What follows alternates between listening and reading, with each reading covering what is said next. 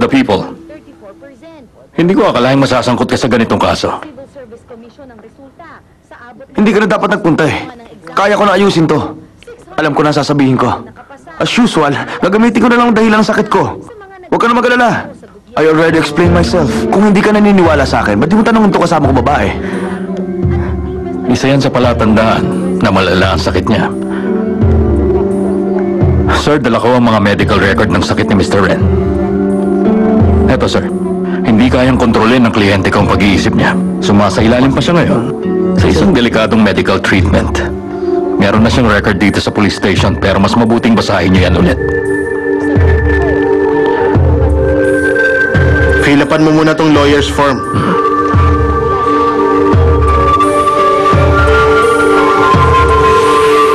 Nalit ka yata. Di ba dati nakasunod ka kagad? Ano bang ginagawa niya? May mahalagang inaasikaso ang mami mo kaya hindi siya nakasama.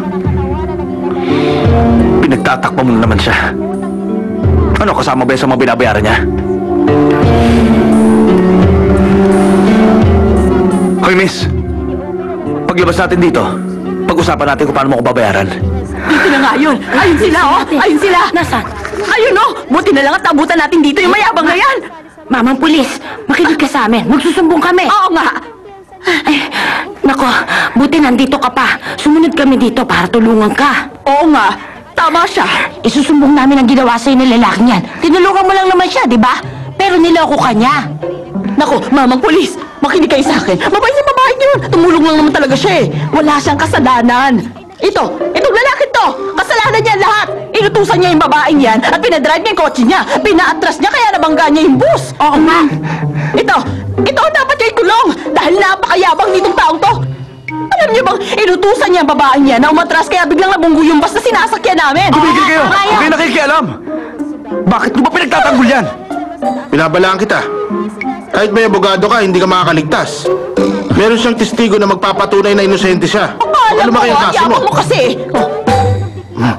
Miss, dahil may dalawang babaeng tumitestigo para sa'yo, pauuwi na kita dahil napatunayan kung wala kang kasalanan. Kung gusto mo, pwede mo siyang kasuhan ng false allegation.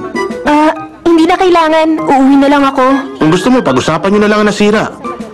Pero parang nag-aaksaya ka lang ng panahon sa pakikipag-usap sa lalaking yan. Dapat turuan siya ng leksyon. Oo nga, ikulong niyo yan. Parusahan niyo. Sige. Parusahan niyo siya ng community service. Dapat lang na makita siya ng mga tao. Sa traffic light. Buti nga sa'yo. Sadali. Mayabang ka. Ikaw pa nagsasabi ko ng parusa? Bigay ka ba?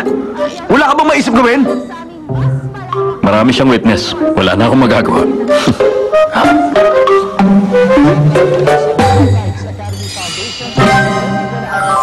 Baka basa kang pawis. Punasan mo yung likod mo. Baka magkasakit ka. Oo nga.